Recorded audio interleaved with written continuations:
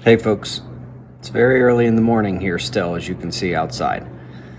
Instead of a Q&A today, I figured I would get going on this early, put together several things that are worth watching.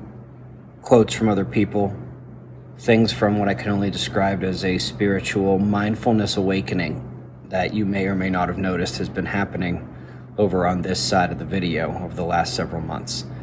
So we're going to be showing you some of the things from my Facebook page, and you'll be noticing in some of the messages from other people, there's a lot of crossover there. I hope you get something out of this, and remember what we've said before, that the psychological, emotional, mental prepping is as important as anything else. Because when the big things start to happen, every trauma you have is coming back. You better be prepared to deal with it, or all your preparations are for nothing. You're going to crumble. Again, I hope you get something out of this. Encouragement, if nothing else. But there's definitely some words to, if not live by, integrate into your daily being. Anyway, hope you enjoy. Life is hard, and there's malevolence in the world. It's like, yeah, you can tell a story where everyone's a victim.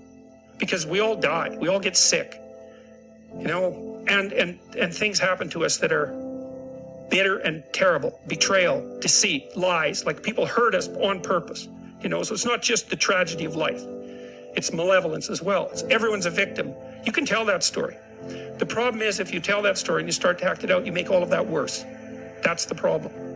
And this is why partly I got attracted to Christian imagery, at least in part. Because there's an idea in Christianity that you should pick up your goddamn cross and walk up the hill. And that's correct. That's the right answer. It's like, you've got a heavy load of suffering to bear, and a fair bit of it's going to be unjust. So what are you going to do about it? Accept it voluntarily and try to transform as a consequence. You cut any part of the mango tree and taste it, you will not find a slightest tinge of sweetness, believe me. But when the mango comes, how much sweetness? Where is it coming from?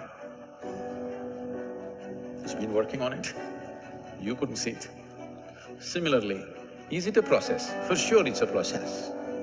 But can everybody see the process, identify the process? No.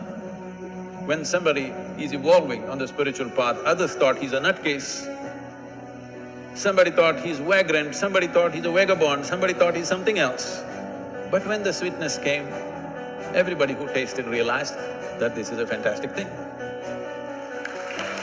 So, nothing in the universe happens bang, bang, bang. Everything is a process.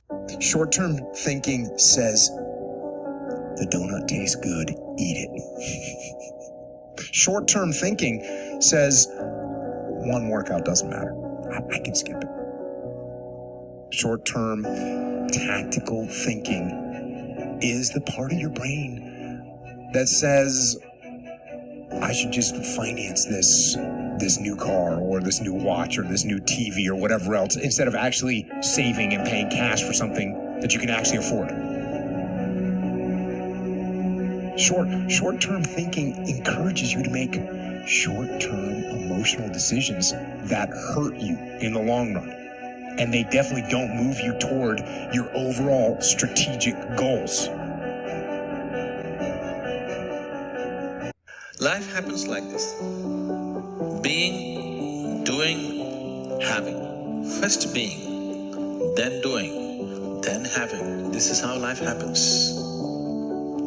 But your problem is, first you want that, so you will do this and you will become this. If you try to do life in a reverse manner, suffering is inevitable. It doesn't matter, you have good intentions, still you will suffer. You will see people with good intentions seem to be suffering more than people with bad intentions. Have you noticed this?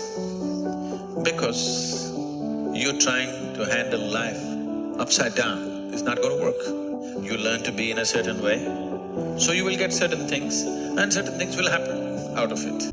If people are not listening to you, stop talking to them. That is the best piece of advice that I can give you. And what happens is that if you Stop talking to people who aren't listening to you and start watching them instead.